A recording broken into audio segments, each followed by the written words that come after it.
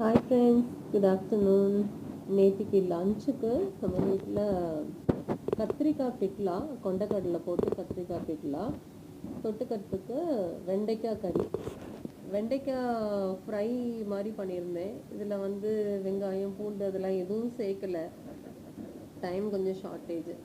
அதனால் கத்திரிக்காய் தேங்காய் எண்ணெய் விட்டுட்டு கடுகு, உளுத்தம்பருப்பு, பெருங்காயம், மிளகா வத்தல் எல்லாம், கருவேப்பிலை இதெல்லாம் தாளித்து கொட்டிட்டு வெண்டைக்காயை நறுக்கின வெண்டைக்காயை அதில் போட்டு கொஞ்சம் புளி தண்ணி தெளித்து அதை நல்லா எண்ணெயில் வதக்கினா அதில் பிசுபிசுப்பே இருக்காது. புளி தண்ணியில் வதக்கினா பிசுபிசுப்பு கம்ப்ளீட்டாக போயிடும். அப்புறம் சால்ட்டு போட்டு காரப்பொடி போட்டு, காரப்பொடிக்கு பதிலாக நான் பருப்பு பொடி சேர்த்துருந்தேன். அது கொஞ்சம் கரகரான கொஞ்சம் கிறிஸ்பியாக வரும். அது மாதிரி செஞ்சுருந்தேன். ரொம்ப நல்லா இருந்ததுங்க. இது கூட கத்திரிக்காய் கொண்டக்கடலை போட்டு பிட்லா குழம்பு பண்ணியிருந்தேன். இந்த பிட்லா குழம்பு ரெசிபி ஏற்கனவே இருக்குங்க நம்மகிட்ட. அதை நீங்கள் செக் பண்ணி பாருங்கள் வேணும்னா.